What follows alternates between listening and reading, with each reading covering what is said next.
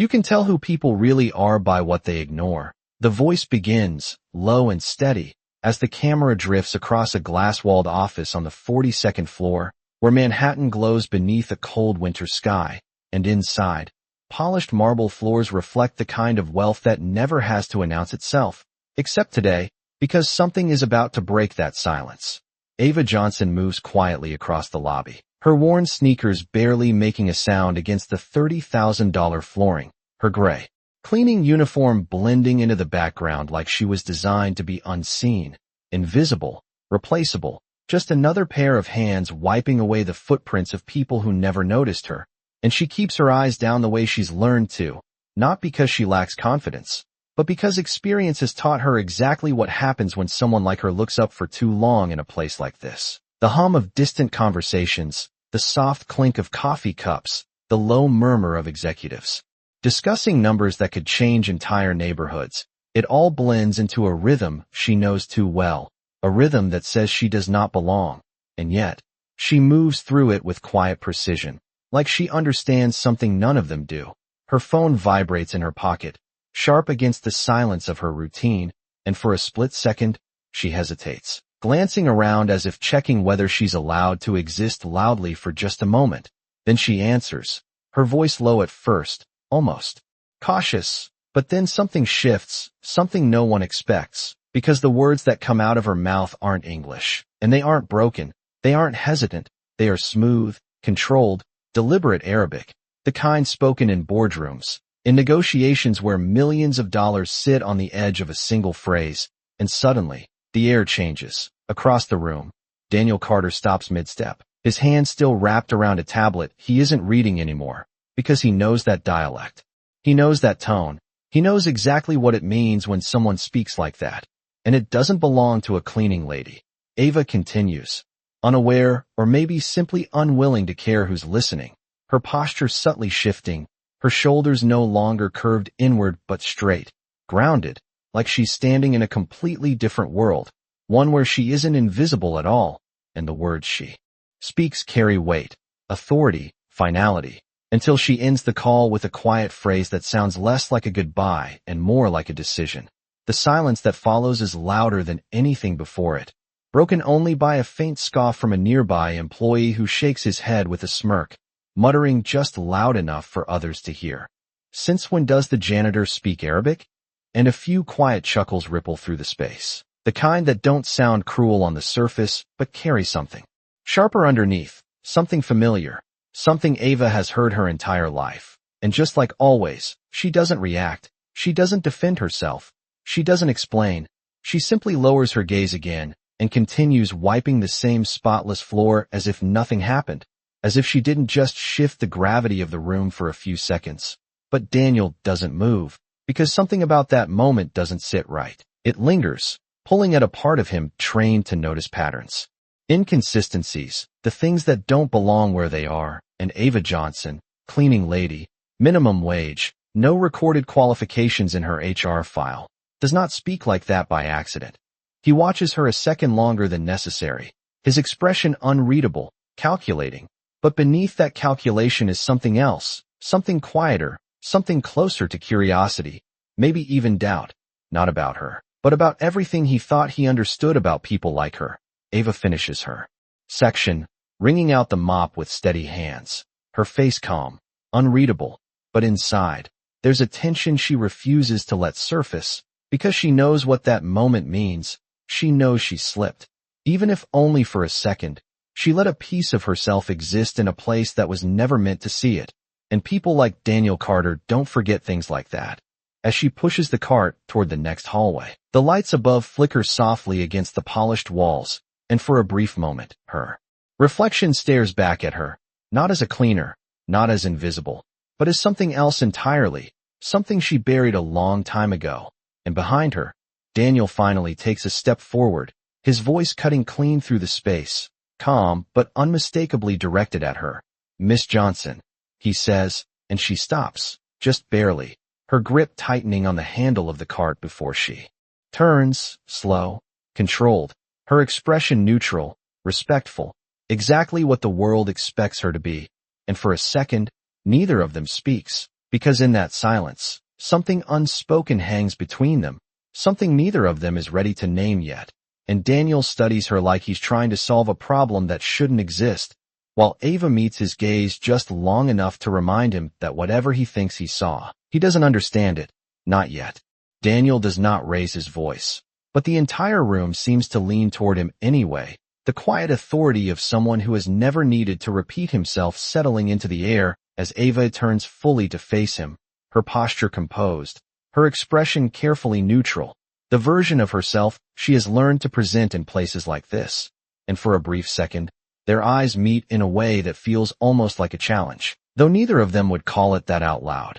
"Yes, sir," she says, her tone steady, respectful, controlled, the same tone she uses with everyone here, the same tone that keeps her safe. But Daniel does not respond immediately, because he is studying her, not her uniform or the cart beside her, but the way she stands, the way her voice carries just enough weight to contradict everything her job title suggests, and something about it does not add up. Not in his world where everything has a place and every person fits into a category that makes sense. "Where did you learn that?" he finally asks, his words simple but precise, and the question hangs in the air longer than expected because it is not casual. It is not curiosity for the sake of conversation. It is a test, and Ava knows it the moment she hears it. She tilts her head slightly, as if considering how much of herself she is willing to reveal, then answers with a softness that almost sounds like dismissal. "I pick things up," and it is the kind of answer designed to close a door, not open one. But Daniel does not move on, because he recognizes deflection when he hears it, and he has built an entire career on not accepting surface-level explanations. Behind him, the faint echo of footsteps and quiet laughter continues, co-workers already losing interest in a conversation that does not involve them. But Daniel remains still, his attention fixed, and Ava feels it, the weight of being seen in a way she has spent years avoiding, the kind of attention that does not fade once it starts.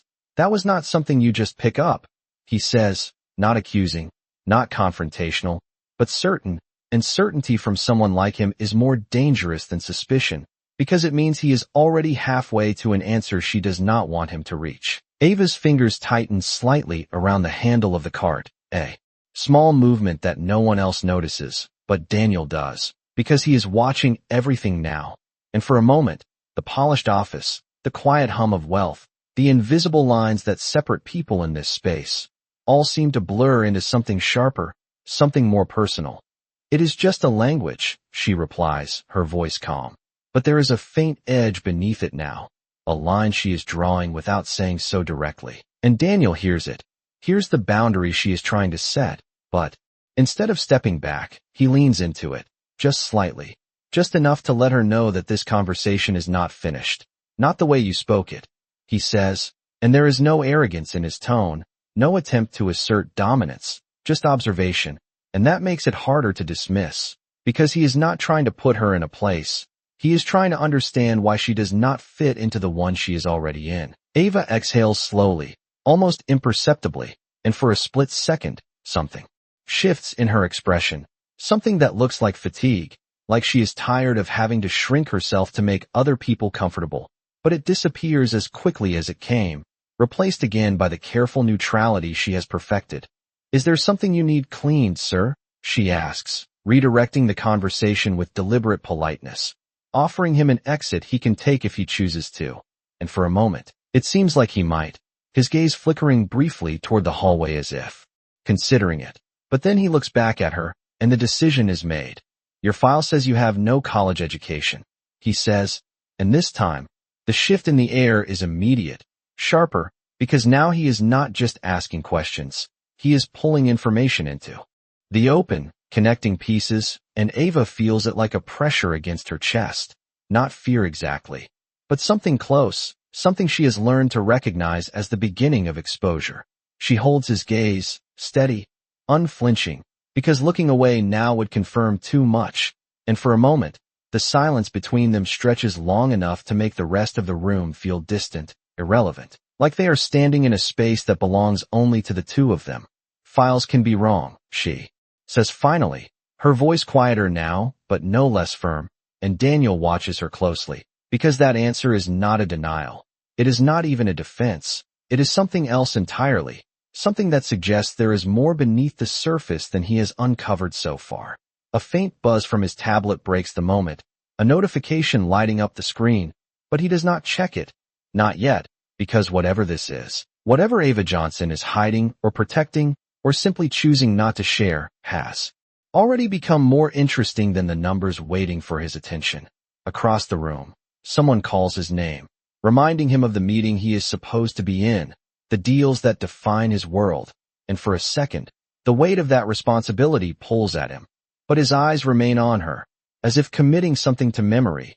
"We will talk again," he says, not a question, not a request, but not a command either. Something in between, something that leaves no clear way to refuse without saying so directly. And Ava nods once, a small, controlled motion that gives nothing away, but inside, she feels the shift, the quiet unraveling of the careful distance she has maintained for so long. Because people like Daniel Carter do not notice something unusual and then forget about it. They follow it, they dissect it, they uncover it piece by piece until it fits into a story they can understand. And as he finally turns and walks away, the soft echo of his footsteps fading into the polished corridors, Ava stands still for just a second longer than necessary, her reflection catching again in the glass beside her. And this time, she does not look away immediately, because she knows something has already changed, something she cannot undo, and somewhere deep down, a thought she has tried to bury for years rises quietly to the surface, asking a question she is not ready to answer, not yet. That night, the city feels colder than it should, the kind of cold that seeps through thin apartment walls and settles into the quiet spaces people do not talk about, and Ava Johnson sits at a small kitchen table barely wide enough for one, her cleaning uniform folded neatly over the back of a chair like it is the only version of herself the world is allowed to see, while in front of her lies a different reality entirely, a worn leather notebook filled with tight, precise handwriting in Arabic, pages marked with notes, translations, fragments of conversations that once mattered in rooms far more powerful than the one she cleaned today. The overhead light flickers softly, casting shadows across the page as her fingers trace a line of text without reading it, because she already knows every word by heart. And for a moment, she allows herself to sit in the silence without pretending, without shrinking, without being invisible, just breathing as someone who used to be seen. Her phone rests beside the notebook, dark now, quiet. But the memory of the call still lingers, not because of what was said, but because of who heard it, because for the first time in a long time, someone did not just hear her voice, they recognized it. And that changes everything. Across the city, Daniel Carter stands in a glass office that looks nothing like Ava's apartment, the skyline stretching endlessly behind him, each light a reminder of control, of power, of a life built on knowing exactly where everything fits. And yet tonight, something does not fit, because no matter how many times he replays the moment in his mind, it refuses to settle into something logical, something explainable, something he can categorize and move past. He sets his tablet down untouched, his attention drifting back to the same detail over and over again. The cadence of her speech, the confidence in her tone, the absence of hesitation. And more than that, the context, because people do not speak like that, unless they have lived in environments where every word carries consequence, where language is not just communication but leverage. And Ava Johnson, according to every record he has access to, has never been anywhere near that kind of world. He exhales slowly, turning away from the window, and reaches for his phone, not out of impulse but out of decision, because uncertainty is not something he tolerates for long.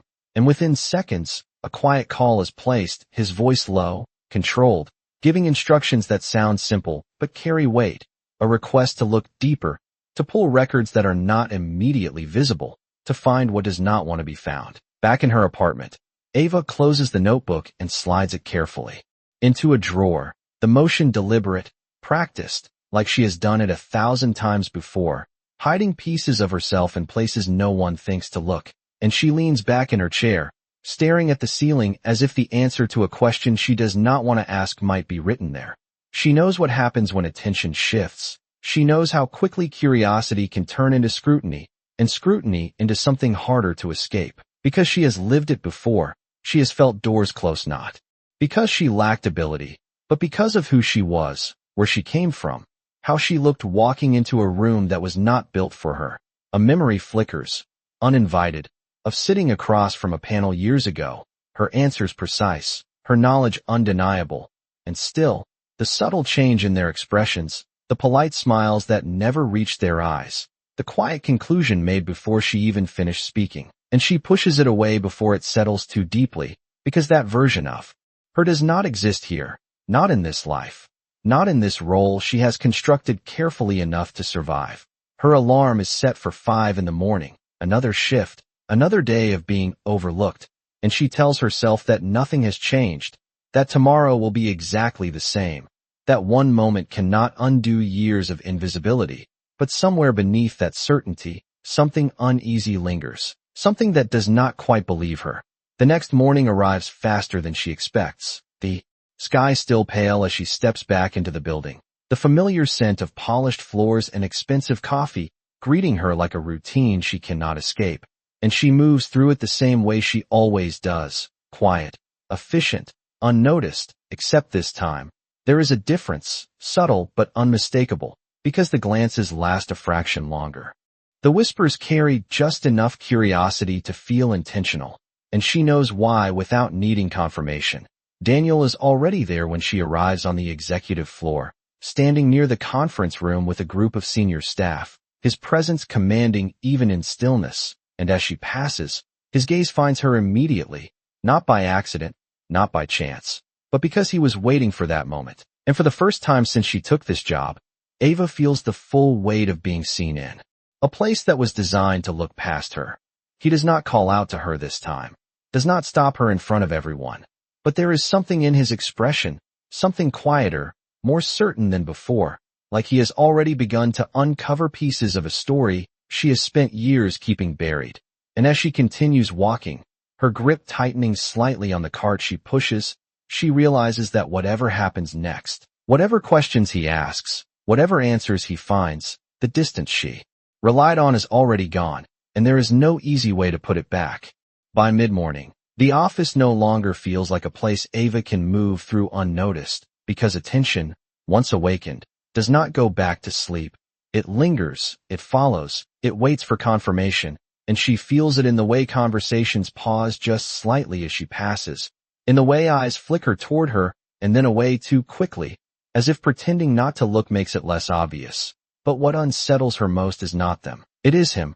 Daniel Carter stands at the far end of the executive floor, speaking with 2 senior managers, his voice calm, measured, discussing numbers that sound distant and irrelevant to her life. But every few seconds, his gaze shifts, subtle but precise, landing on her like he is tracking something, not out of suspicion anymore, but out of certainty that there is something worth finding.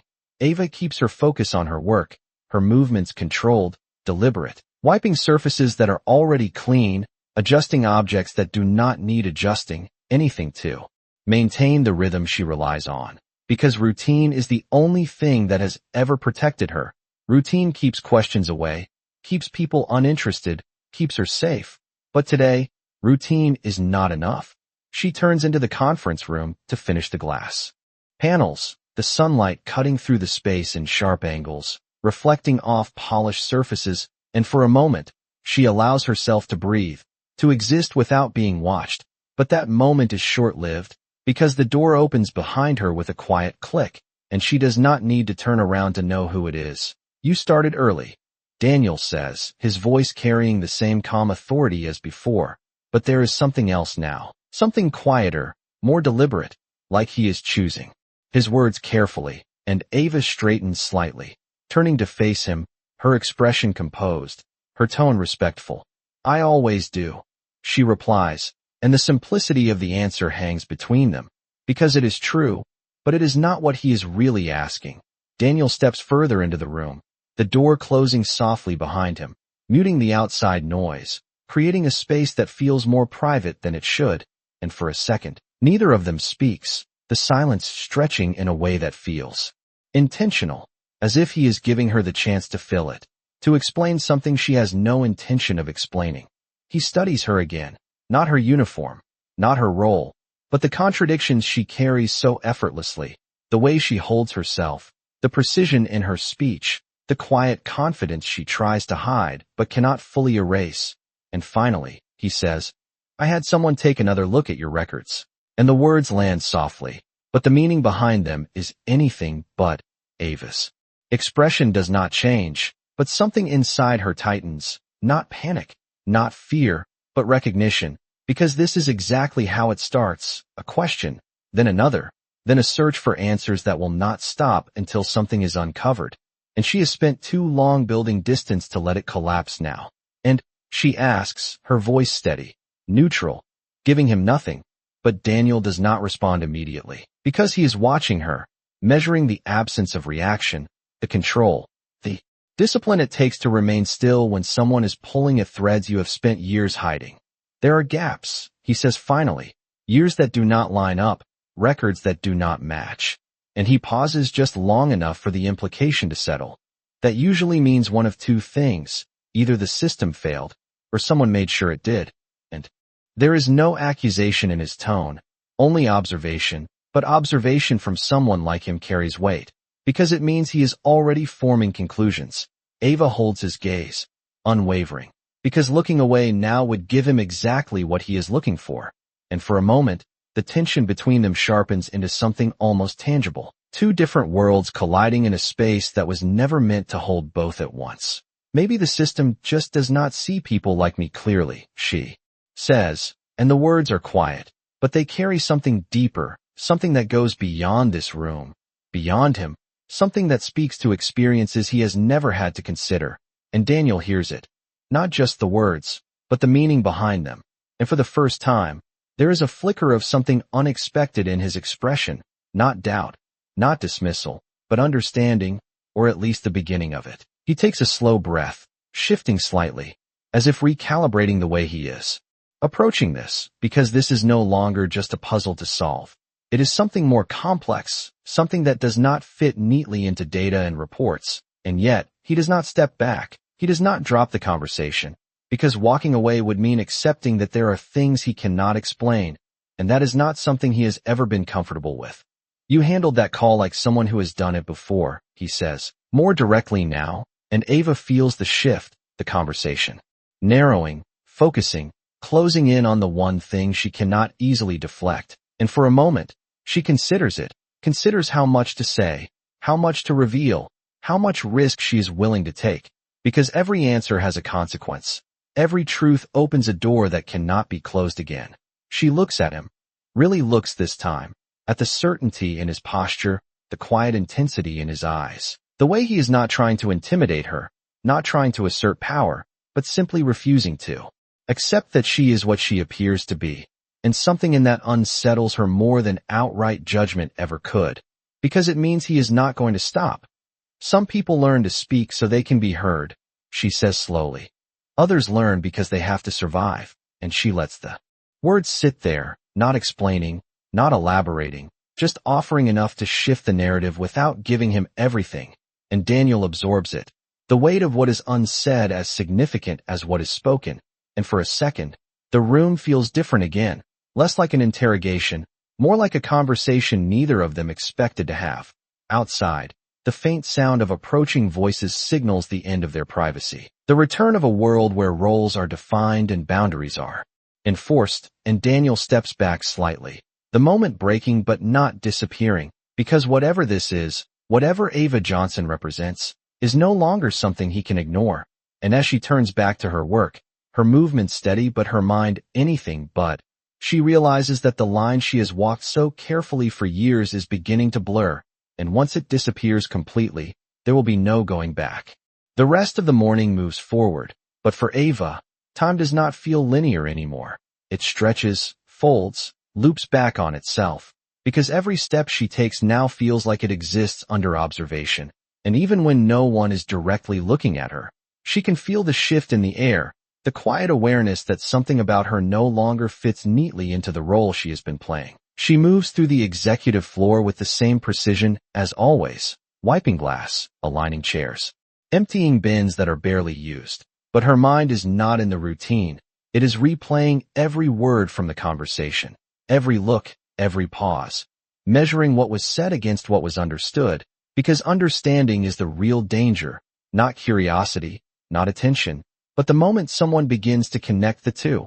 Across the floor, Daniel Carter sits at the head of a long conference table, surrounded by people who speak confidently about projections, partnerships, strategies that stretch across continents. But his focus drifts, not completely, not enough for anyone to question it, but just enough that his assistant notices the slight delay in his responses, the way his eyes occasionally shift toward the glass walls, toward the hallway where Ava passed earlier, and even as he speaks, even as he makes decisions that will move millions of dollars, part of his mind remains fixed on something that should not matter this much.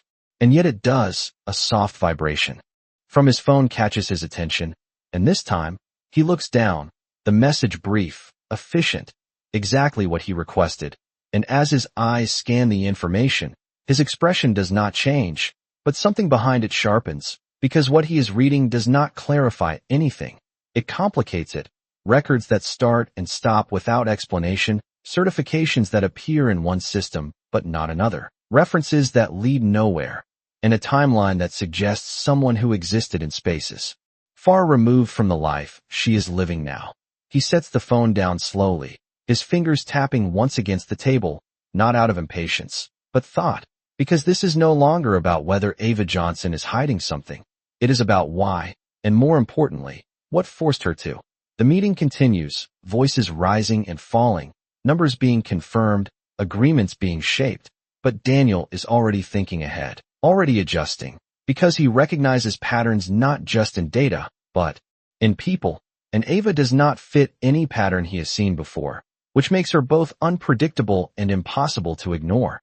On the other side of the building, Ava steps into a quieter corridor, one that leads to smaller offices rarely used, and for a moment, the silence there feels different, heavier, like it is waiting for something, and she pauses, just briefly, her hand resting on the cart, as she lets out a slow breath she did not realize she was holding, because maintaining control takes effort, and that effort builds, layer by layer, until even the smallest moment of stillness feels like relief. She reaches into her pocket, pulling out her phone, checking it not for messages, but out of habit, a way to ground herself, and for a second, she considers making a call, reaching out to someone who knows who she really is, someone who exists outside this carefully constructed version of her life. But she stops herself before she does, because that connection, that truth, is something she has learned to keep separate, protected, untouched by the world she works in now. Footsteps echo faintly at the end of the hallway, and she straightens instinctively, sliding the phone back into her pocket, her posture resetting, her expression smoothing into neutrality, because even here, even in a space that feels removed, she cannot afford to forget where she is. The footsteps grow closer, measured, familiar, and she does not need to look to know who it is, because there is a difference in the way he moves, a confidence that does not rush, does not hesitate, simply arrives, and Daniel appears at the end of the corridor, his presence filling the quiet space without effort. He does not speak immediately, and neither does she, because something about this moment feels different from the others, less accidental, more intentional, like he came here knowing exactly where she would be. I asked for more information, he says finally, his voice even, but there is a weight behind it now, something closer to conclusion than curiosity, and Ava feels it, the shift from questions to understanding, partial or not, and she knows this is the point where things either hold or unravel. And did you find what you were looking for?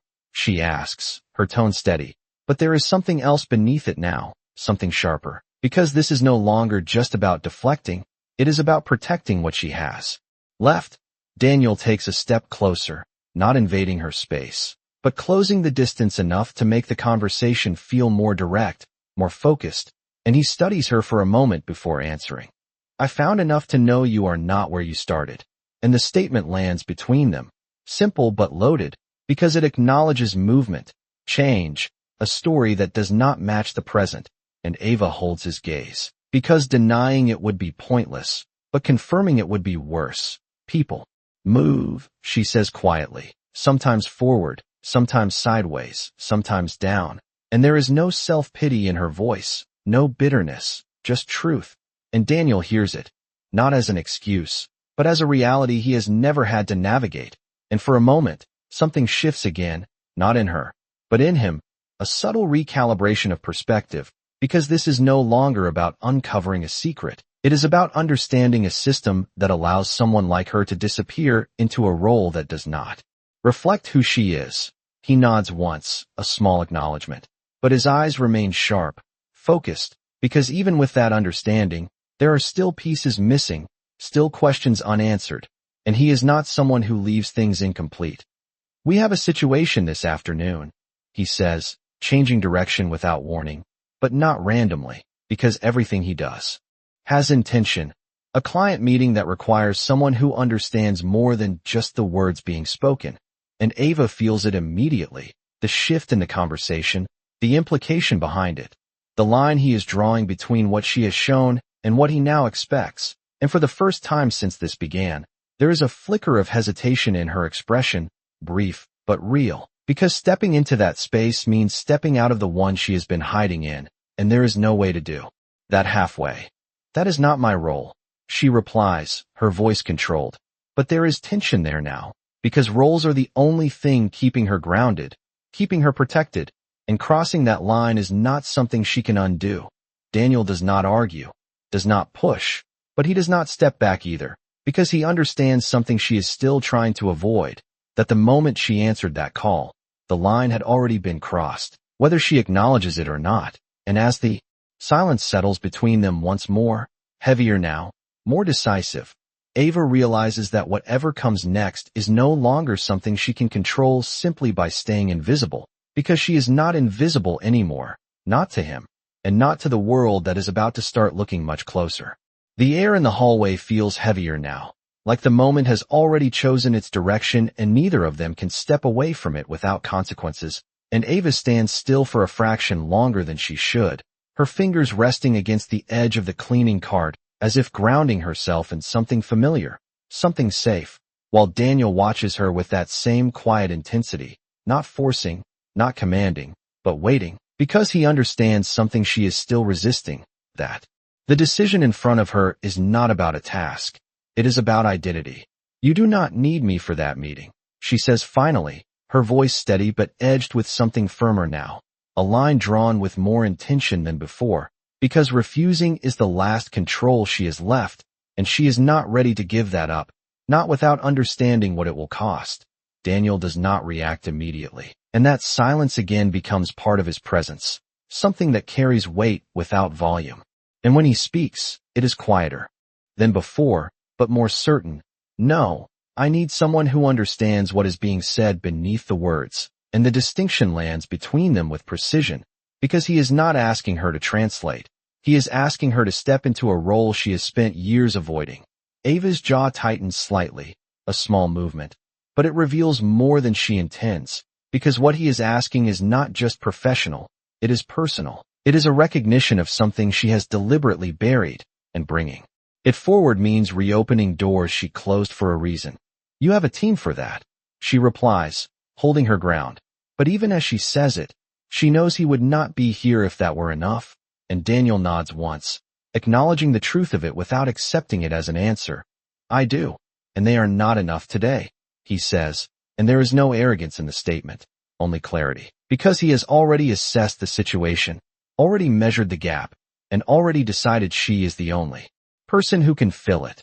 The hallway remains quiet around them, the distant hum of the building muted by the tension that has settled between two people standing on opposite sides of a line that no longer exists, and Ava feels it, the inevitability of what is coming, the way the choice is narrowing, not because he is forcing it, but because reality is, what happens if I say no, she asks. And the question is not defiant, not confrontational, it is honest, because she needs to understand the consequences before she steps into something she cannot undo.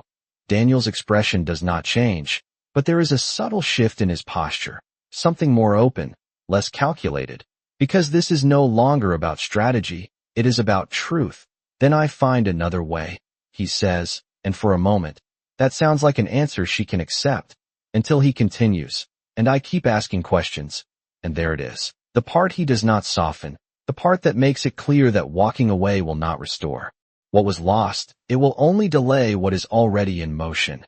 Ava exhales slowly, her gaze dropping for just a second before lifting again, and in that brief moment, something changes, not in her circumstances, but in her decision, because she understands now that invisibility is no longer an option, not with him, not after what he has seen, and if she cannot disappear, then she has to choose how she will be seen. She straightens slightly, the movement subtle but deliberate, and when she speaks again, her voice carries a different weight, not the practiced neutrality of a role, but something closer to who she used to be. I am not doing this for you, she says, and Daniel does not interrupt, does not correct, because he recognizes that this matters, that the reason she steps forward is as important as the action itself. I am doing it because if they walk out, people who have nothing to do with this building will feel it.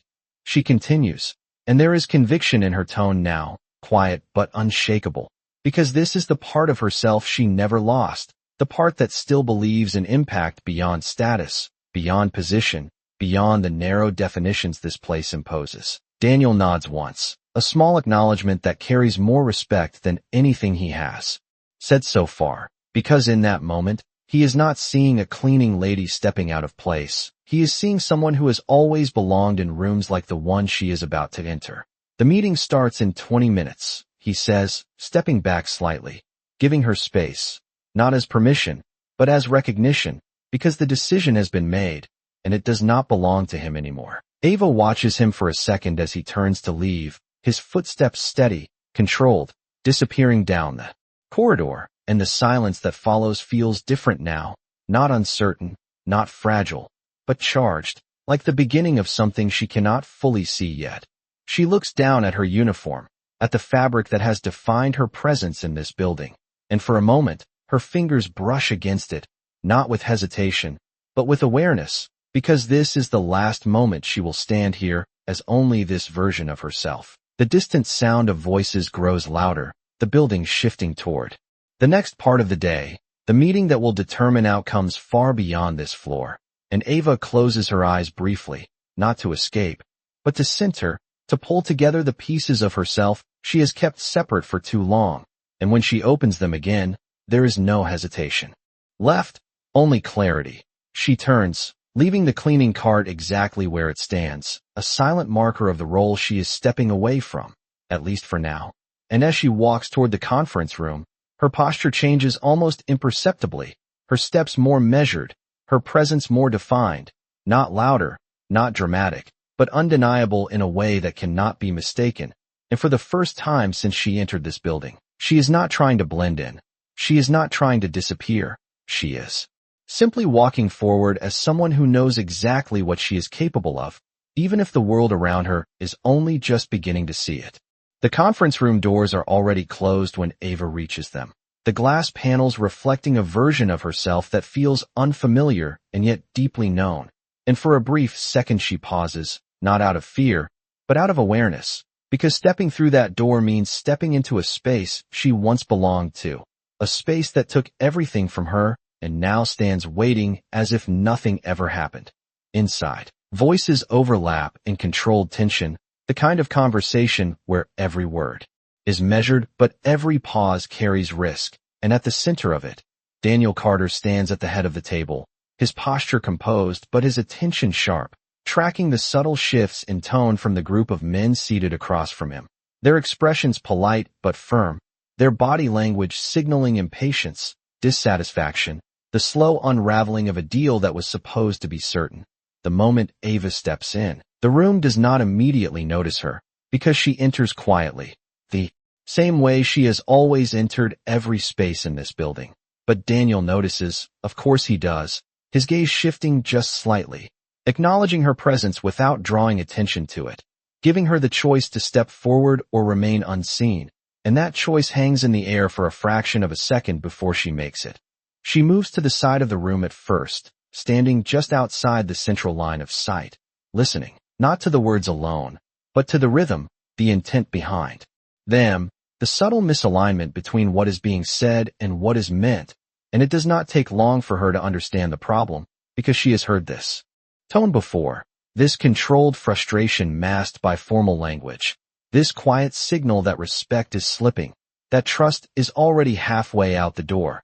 One of the clients leans forward slightly, his voice calm but edged with finality as he speaks in Arabic, his words precise, but the meaning beneath them sharper, questioning not just the terms of the deal, but the competence of the people presenting it. And Daniel's team responds in English, confident but disconnected from the nuance, answering the surface while missing the underlying challenge. And Ava feels it immediately, the gap widening, the moment approaching where the conversation will collapse entirely. Daniel's expression remains steady, but there is a tension beneath it now, because he recognizes that something is off, even if he cannot fully grasp it. And for a brief second, his eyes flick toward Ava again, not as a signal, not as a command, but as an acknowledgement that the moment has arrived. Ava inhales slowly, grounding herself, and then she steps forward, not dramatically, not abruptly, but with a quiet confidence that shifts the energy of the room without demanding it. And when she speaks, it is not loud, but it is clear, fluent Arabic flowing from her with a precision that cuts through the noise, addressing not just the words that were spoken, but the intention behind them, reframing the conversation in a way that acknowledges the client's concerns without conceding weakness. And for a split second, the room goes completely still. The client who had been speaking pauses, his expression changing in a way that is subtle but unmistakable, surprise giving way to recognition, because he hears it immediately, the level of understanding, the familiarity with the context, the respect embedded in the phrasing, and he shifts slightly in his seat, his posture no longer angled away, but engaged, attentive. Ava continues, her voice steady, controlled, weaving through the conversation with the ease of someone who has done this before, not translating word for word, but interpreting, bridging the gap that had been widening just moments ago. And as she speaks, the dynamic in the room begins to change, the tension easing, the resistance softening, replaced by something closer to dialogue. Daniel watches closely, not interrupting, not stepping in, because this is not his moment, it is hers. And for the first time since the meeting began, he allows himself to step back, to observe rather than control, and what he sees confirms everything he suspected and more, because Ava Johnson is not stepping into this role, she is returning to it. The conversation continues, flowing now in two languages, but with a single understanding. And when Ava finishes, there is a brief silence, the kind that follows a shift too significant to be acknowledged immediately, and then the client nods. A small gesture, but one that carries weight, signaling not just acceptance, but respect. And when he speaks again, his tone has changed, the edge gone, replaced by something measured, cooperative, open. The deal is not finalized in that moment, but it is no longer collapsing, and everyone in the room knows exactly why. Ava steps back slightly, returning to the edge of the space, but she is not invisible anymore, not to them, not to anyone who just witnessed what happened. And the glances that follow are different now, not dismissive, not curious, but assessing, recalibrating, because the person they thought they understood does not match the one standing in front of them. Daniel finally speaks, his voice steady, picking up the conversation where it left off, but there is a subtle shift in his tone as well, a quiet alignment with the new dynamic in the room. And as the meeting moves forward, he does not look at Ava again, not because he has forgotten she is there, but because he no longer needs to confirm what he already knows. When the discussion reaches a natural pause, the client leans back slightly, his gaze shifting toward Ava for the first time. And there is a moment of silent acknowledgement, a recognition that goes beyond words, and Ava meets it calmly, without lowering her eyes, without stepping back, simply holding that space as someone who belongs in it. Outside the room, the world continues as it always has, unaware of the shift that just occurred behind closed doors. But inside, something has changed permanently, something that cannot be undone. Because once someone is seen clearly, truly seen, there is no returning to what they were before. And as Ava stands there, no longer just the person who cleans the room, but the one who just saved it, she understands that the life she built on invisibility has already begun to unravel, and there is no stopping what comes next. The meeting does not end with applause or dramatic gestures. It ends the way high-stakes conversations always do, with controlled nods, measured handshakes, and a quiet agreement that something significant has shifted, even if no one says it out loud. And as the clients gather their documents and prepare to leave, their attention lingers for a moment longer than necessary on Ava, not as curiosity anymore, but as recognition, the kind that comes from understanding exactly what just happened and who made it possible. One of them pauses briefly near her, offering a few words in Arabic, softer now, respectful, and Ava responds with the same calm precision, not overplaying the moment, not claiming it, simply acknowledging it as if this exchange is normal, as if she has stood in rooms like this her entire life, and in a way, she has. When the doors finally close and the room settles into silence, the shift becomes undeniable. The executives who had barely noticed her before now look at her differently, their expressions recalibrating in real time, trying to reconcile the person they thought they knew with the one who just spoke in a way none of them could. Ava feels it, of course she does, the weight of their attention, the quiet reassessment, but she does not react to it. She does not straighten further or shrink back. She simply stands as she is, letting the moment exist without trying to control it. Because control is no longer hers to manage in the same way, Daniel remains at the head of the table, watching the room with a composed expression. But there is something deeper beneath it now, something closer to confirmation than curiosity, because what he suspected has just been proven in front of everyone, and proof changes everything, not just for him, but for her. He walks toward her slowly, not with urgency, not with display, but with intention, and when he stops a few feet away, the space between them feels different than before, no longer defined by hierarchy alone, but by something more complex, something built on recognition and unspoken understanding. You understood more than they said, he states, not as a question, but as an acknowledgement, and Ava meets his gaze without hesitation, because there is no point in pretending now, not after what just happened. They were not questioning the numbers, she replies, her voice steady. They were questioning whether you understood their position. And Daniel nods once, absorbing it, because that is exactly what his team missed, and exactly what she caught. Not through translation, but through experience. Around them, the executives begin to gather their things, but their movements are slower now, their attention divided, because conversations like this are not supposed to include someone like Ava. And yet here she is, not as an interruption, but as a solution. And that realization is not easy to process for people who have spent years operating within clear, comfortable boundaries. One of the senior managers clears his throat, stepping forward slightly, his tone polite, but edged with something less comfortable. Where exactly did you learn to do that? He asks, and the question is not hostile, but it is not neutral either. It carries the weight of expectation. The need to place her into a category that makes sense, and Ava feels it, the familiar pressure to explain herself, to justify her presence in a space that suddenly demands context. She turns her attention to him briefly, her expression calm, her answer measured, in places where misunderstanding costs more than money. And the response is enough to satisfy the surface of the question while leaving the deeper one unanswered. And the manager nods slowly, not fully satisfied, but unable to push further without crossing a line he does not fully understand. Daniel watches this exchange closely, noting not just her words, but the way she chooses them, the way she controls what is revealed and what is held back. And there is a respect in his expression now that was not there before, because this is no longer about uncovering something hidden. It is about recognizing something that was never given the space to exist here. Stay, he says quietly, not as a command, but as an invitation that carries weight. And Ava pauses for a fraction of a second, considering it.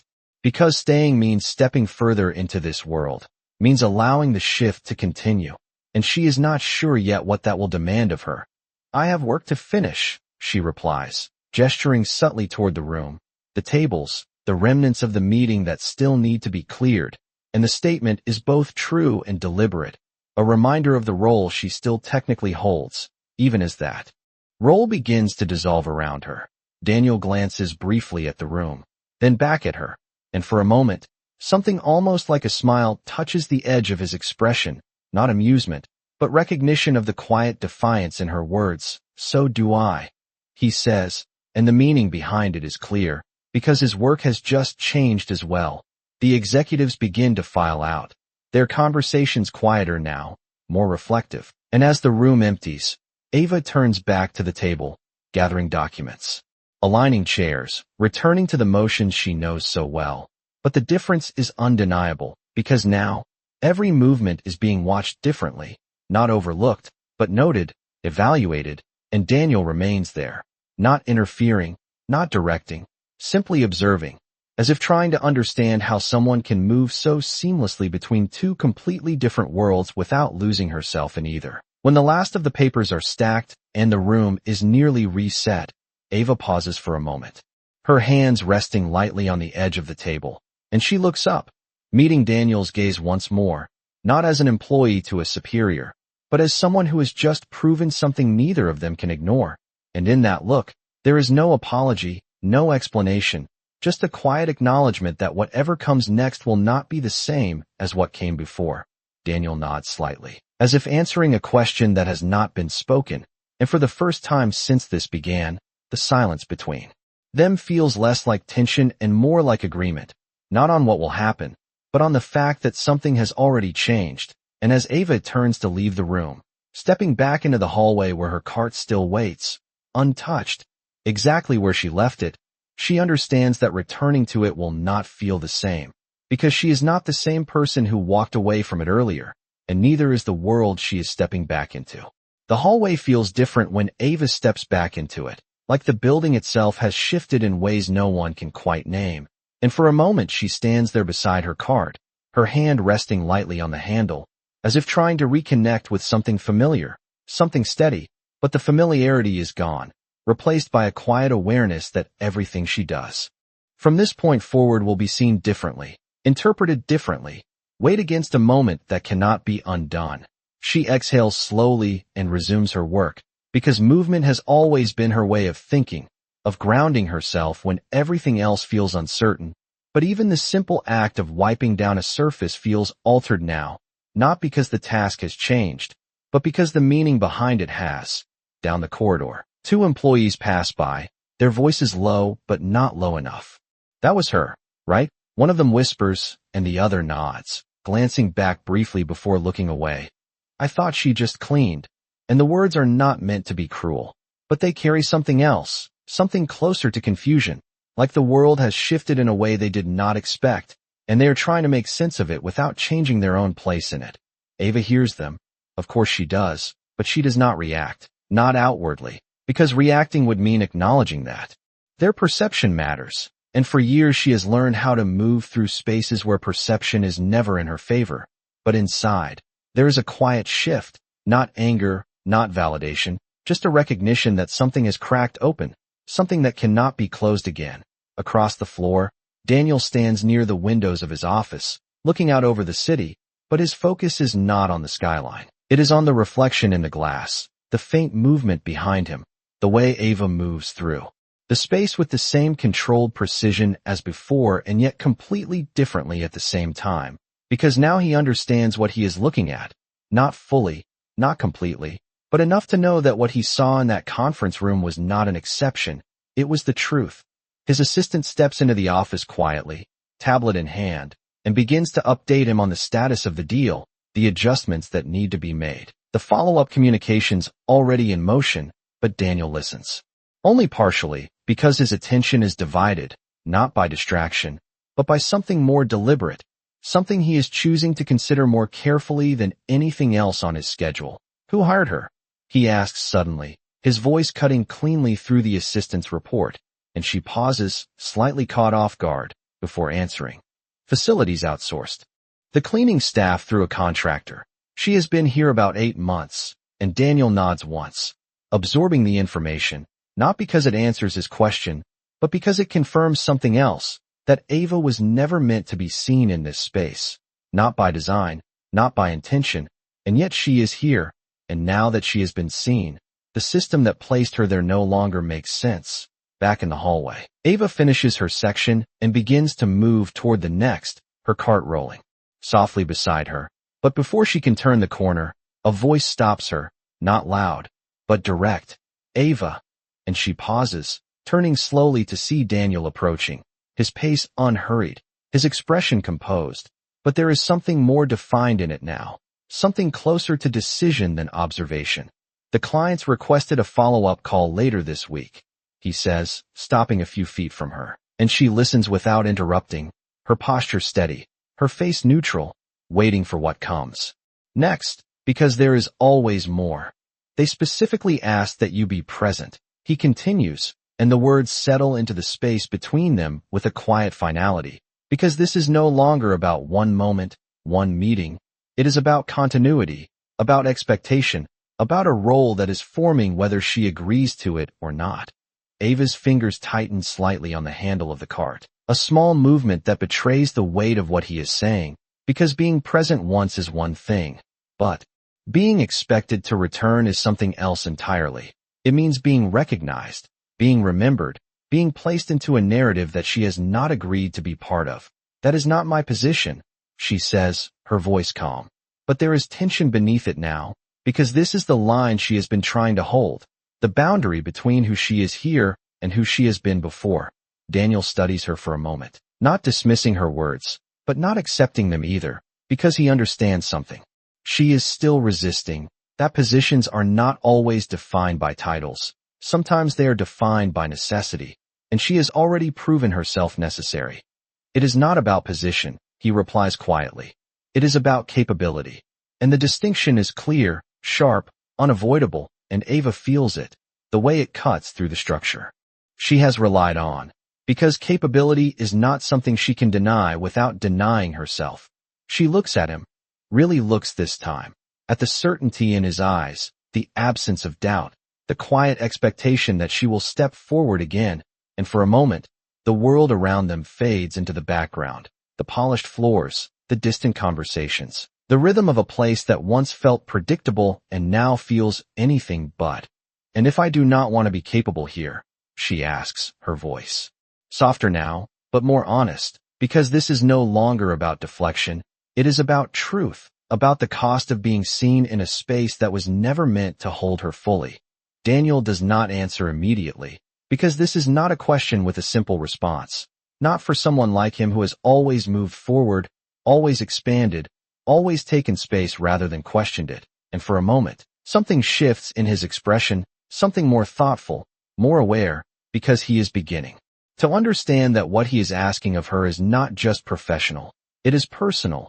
It is a demand for her to step into a world that has not treated her fairly before. Then you decide what part of this world belongs to you, he says finally, and the answer is not what she expects, not a push, not a command, but something else, something that places the choice back in her hands. Even if the circumstances around it remain complicated, Ava holds his gaze, absorbing the words, because they do not solve the problem, but they shift it. They make it hers to navigate rather than something being imposed on her. And for a moment, the tension between them softens, not disappearing, but changing shape. Behind them, the building continues its rhythm, unaware of the quiet negotiation taking place in a hallway that was never meant to hold conversations like this, and Ava glances briefly at her cart, then back at Daniel. The two worlds in front of her clear in a way they have never been before. And as the silence settles once more, she realizes that whatever decision she makes next will not just change how others see her, it will change how she sees herself, and there is no way to step back from that once it begins. The silence after Daniel's words does not feel empty. It feels full, like something has been placed carefully between them and neither of them is willing to move until it settles. And Ava stands there with her hand still resting on the cart, the metal cool beneath her fingers, grounding her in a reality that suddenly feels less certain than it did just moments ago. She has spent years defining herself by what she chooses not to be seen as, by the boundaries she has drawn and held. But now those boundaries are shifting, not because they have been taken from her, but because she is being asked, for the first time in a long time, whether she wants to keep them. Down the hallway, the quiet rhythm of the building continues, footsteps echoing, conversations rising and falling. But here, in this narrow space between two different versions of her life, everything feels suspended. Ava finally exhales, slow and controlled, and when she speaks, her voice is softer than before, not weaker, but more honest, stripped of the careful layers she has been holding in place. You are asking me to step into something I walked away from. And the words carry weight, not accusation, not complaint, but truth. And Daniel listens without interrupting, because this is the part he cannot analyze, cannot predict, the part that belongs entirely to her. And you think I walked away because I could not do it? She continues, her eyes steady on his now. Not challenging, but clear, and there is something in that clarity that shifts the dynamic again, because this is no longer about what he sees in her. It is about what she knows about herself. Daniel tilts his head slightly, considering her words, and for a moment, the certainty that has guided him begins to adjust, not disappear, but expand, because he is beginning to understand that capability is not the only factor at play here, that there are histories, experiences, decisions that shape where someone stands, and why. I think you walked away because something made staying impossible, he replies, and his tone is different now, less about observation, more about recognition, and Ava hears it, the shift from analysis to understanding, even if it is incomplete. She looks at him for a long second, as if weighing whether to say more, whether to let him see beyond the surface she has maintained so carefully, and for a moment, it seems like she might not, like she might step back into silence and let the conversation end there. But then something in her expression changes, not dramatically, but enough, like a decision being made quietly but firmly. There are rooms where you can be right and still not belong, she says, her voice even. But there is something deeper beneath it now, something lived, something that does not need explanation to be understood, and Daniel does not respond immediately, because the words do not fit into the frameworks he is used to, they exist outside of them, in a space that requires him to consider something beyond logic, beyond structure. The moment stretches, not uncomfortably, but thoughtfully, and for the first time since this began, Daniel does not push forward, does not ask another question, does not try to solve what she has just revealed, because he recognizes that this is not something to be solved, it is something to be acknowledged. Then do not step into the room, he says quietly, and the statement is simple, but the meaning behind it is layered, because he is not withdrawing the opportunity, he is giving her control over it, fully, without expectation, without pressure, and Ava feels that, the difference between being asked and being allowed to choose, and it changes something, not externally, but internally, shifting the weight of the decision from resistance to possibility. She glances down at her cart. Again, at the tools of a role that has kept her safe, that has allowed her to exist without being questioned, without being judged by standards that were never designed for her. And then she looks back at him, at the man who has seen through that safety and is now standing in front of her not as someone trying to pull her out of it, but as someone who is willing to let her decide whether she wants to leave it. And if I do, she says slowly, it will not be because you asked. And Daniel nods. A small, understanding motion, because he would expect nothing less. And in that moment, something shifts between them again, something quieter, but stronger, not built on authority or hierarchy, but on mutual recognition of choice. The hallway feels different now, less like a place of tension and more like a crossroads, and Ava straightens slightly, not out of obligation, but out of alignment, as if something inside her has settled into place, not fully, not completely, but enough to move forward. The call is later this week, Daniel says, not as a reminder, but as information, placing it in her hands without attaching anything to it, and Ava nods once, acknowledging it without committing, because the decision is not one she will make in a moment. It is one that will unfold, piece by piece, as she navigates what this new reality means for her. He steps back then, giving her space, not because the conversation is over, but because it has reached a point where words are no longer needed. And as he turns to leave, his presence receding down the hallway, Ava remains where she is for a second longer, her hand still resting on the cart, her mind no longer racing, but steady, focused, aware. The building continues around her, unchanged in its structure, in its rhythm, but she is not unchanged, not anymore.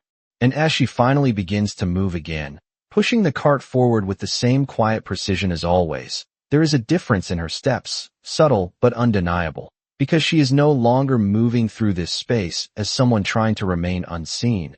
She is moving through it as someone who knows she has been seen, and is beginning to decide what that means.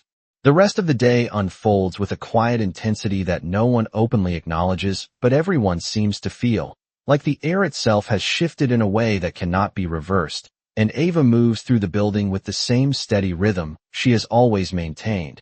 Yet every step now carries a subtle awareness that she is no longer passing unnoticed, that the space she once occupied quietly at the edges has begun to pull her toward its center, whether she chooses it or not.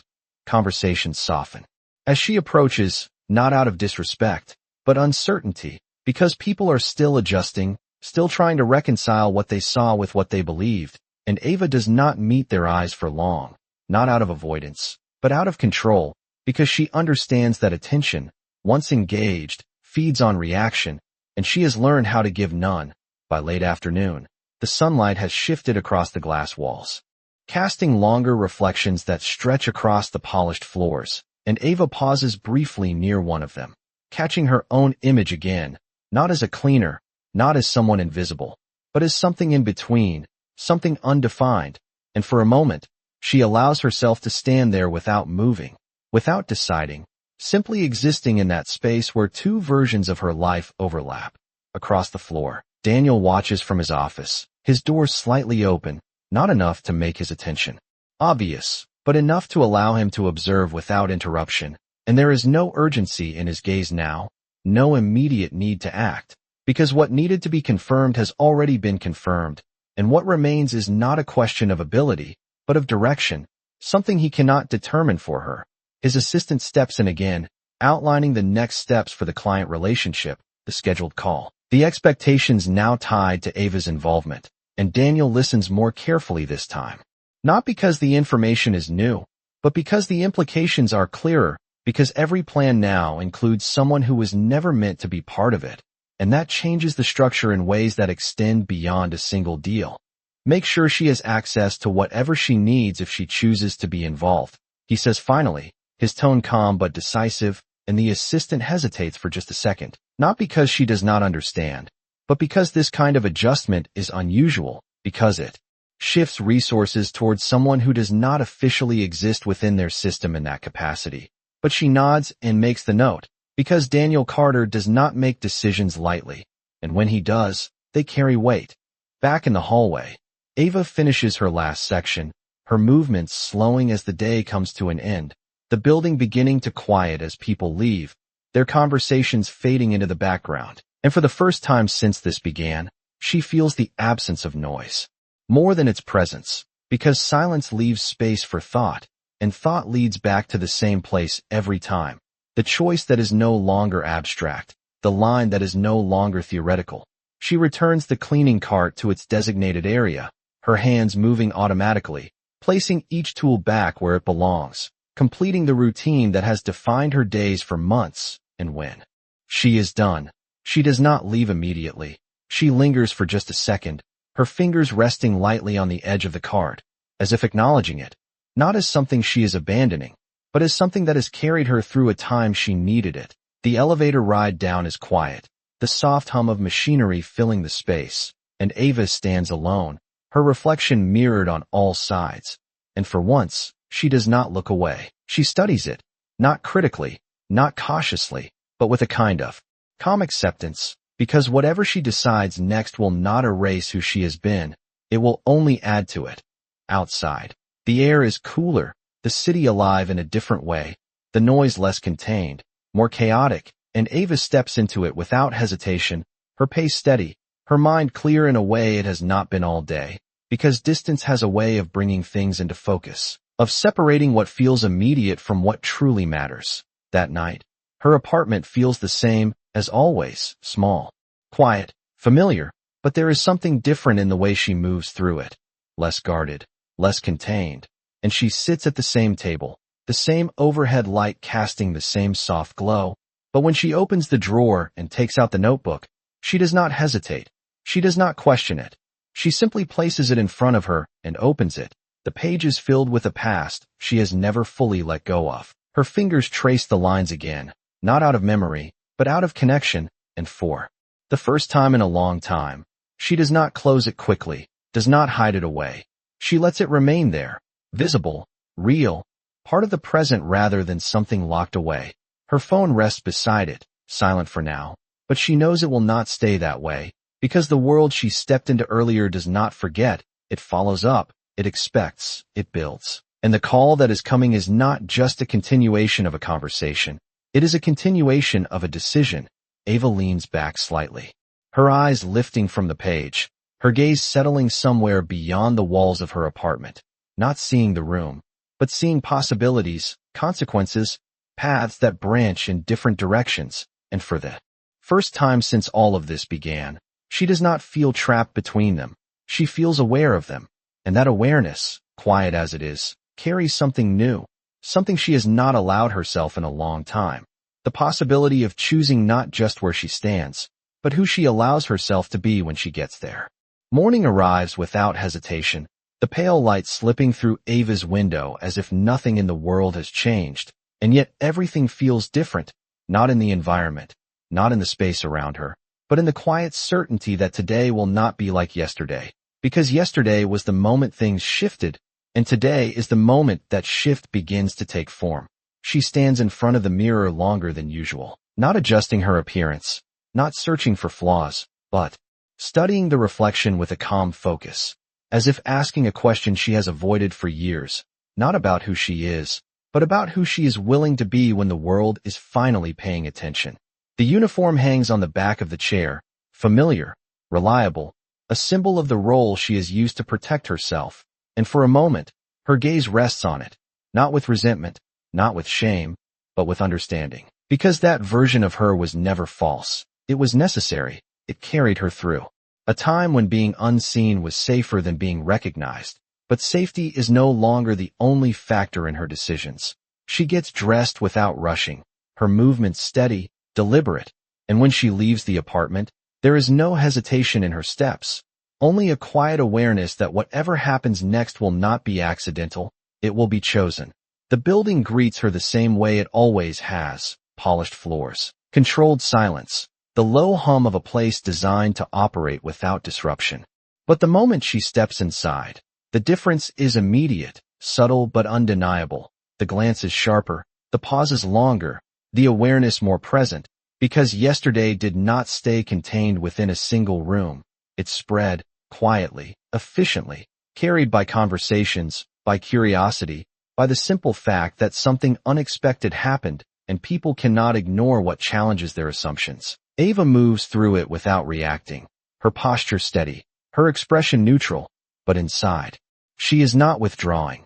She is observing, noting the changes, understanding the new dynamics forming around her, because if she is going to navigate this space differently, she needs to see it clearly. On the executive floor, Daniel is already there, his presence as composed as ever, but there is a difference in the way he stands, less detached, more engaged, as if he is not just overseeing the day, but anticipating it. And when Ava steps off the elevator, their eyes meet briefly, not by chance, but because both of them are aware of the moment, the continuation of something that neither of them can pretend did not begin. He does not approach her immediately, does not interrupt her routine, because this is no longer about pushing her into a role. It is about allowing her to step into it if she chooses, and that distinction changes everything. The morning progresses, tasks completed, conversations held, the rhythm of the building continuing, but beneath it, there is an undercurrent of expectation, not spoken, not enforced, but present. Because the follow-up call is scheduled for the afternoon, and everyone who was in that room yesterday knows exactly what is at stake, not just in terms of business, but in terms of perception, credibility, and the quiet recalibration of who belongs where. Ava feels it, of course she does, the weight of that expectation, but it does not press down on her the way it once might have, because this time, it is not being imposed on her, it is being offered, and that difference allows her to approach it without the same resistance. As the hour approaches, the building seems to tighten, conversations becoming more focused, movements more purposeful, and in Daniel's office, the setup is already in place, screens ready, documents aligned, the call prepared down to the smallest detail, except for the one element that cannot be planned, whether Ava will step into the room again. She stands outside the office for a moment, not frozen, not uncertain, but present, aware of the choice in front of her, and for a brief second, the two paths are clear, one leading back into the safety of invisibility, the other forward into a space that demands more, expects more, sees more, and she knows that whichever direction she chooses will define not just this moment, but the ones that follow.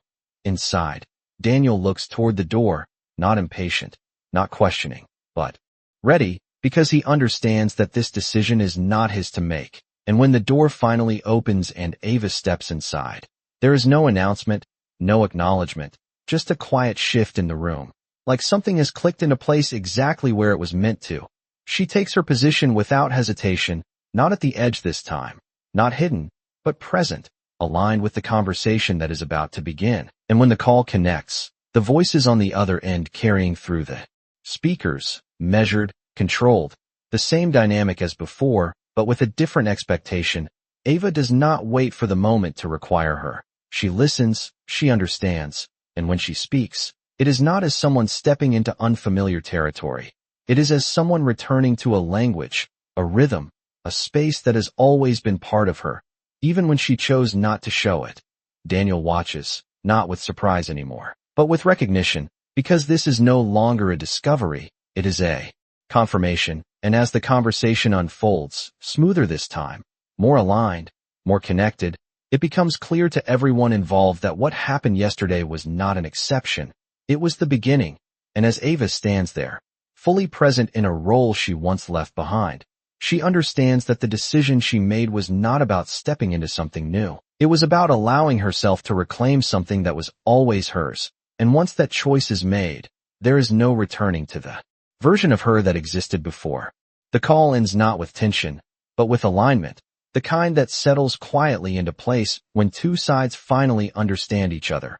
And as the screen fades to black, the room remains still for a moment longer than necessary, as if everyone present needs a second to process what just happened, not the deal itself, but the way it was handled. The way a voice that was never meant to be part of this space became the one that held it together. Ava does not move immediately, her posture steady, her expression calm, but inside, something has shifted fully now, not uncertain, not in transition, but complete, like a decision that has finally reached its end. Daniel is the first to speak, his voice measured. That is confirmed then, and the words are directed at the team, but his gaze lingers on Ava for a fraction of a second longer than necessary, not to single her out, but to acknowledge what everyone in the room already knows, that the outcome they just secured is not separate from her presence. It is because of it. The executives respond, voices low, professional, discussing next steps, timelines, projections, but there is a difference in their tone now, a subtle shift in respect, not just for the deal, but for the person who made it possible. And as they begin to gather their things, their glances toward Ava are no longer questioning, no longer uncertain.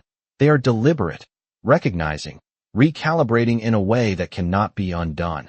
One of them pauses as he passes her, offering a brief nod, not exaggerated, not performative, but real, and Ava acknowledges it with the same quiet composure she has maintained throughout, because she understands something they are only just beginning to see. That respect is not something given once, it is something maintained through consistency. And this is only the beginning.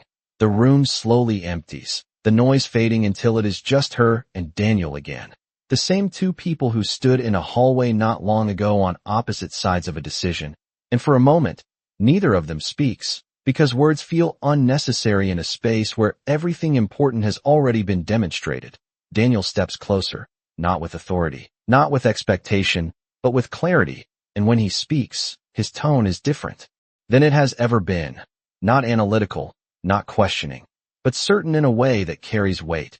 You were never out of place here, he says, and the statement is simple, but it lands with a depth that reaches beyond the room, beyond the building, beyond the roles they have both occupied.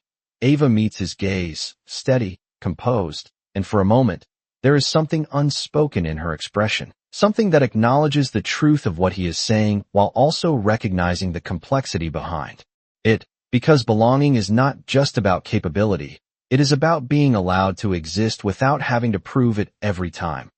Places do not always recognize what belongs to them, she replies, her voice calm. But there is a quiet strength beneath it now, not defensive, not guarded, just clear, and Daniel nods slightly, because he understands that now, not completely, but enough. To know that what he saw in her was not something that needed to be given space. It was something that had always deserved it. He gestures toward the table, toward the space she just stood in. That position is open if you want it, he says, not as an offer wrapped in obligation, but as an option presented without pressure, and Ava considers it, not with hesitation, but with awareness, because this is not just about a role. It is about what stepping into it represents, the shift from being unseen to being fully visible in a world that has not always been ready for her. She glances briefly toward the door, toward the hallway where her cart still stands, a quiet reminder of where she has been, and then back at him. And when she speaks, her words are measured, deliberate, carrying the weight of someone who is no longer choosing between two versions of herself, but integrating them. I will not leave one part of who I am behind to fit into another, she says, and the statement is not a refusal, not an acceptance, but something more complete, a condition, a definition, a boundary that ensures she does not have to disappear in order to belong.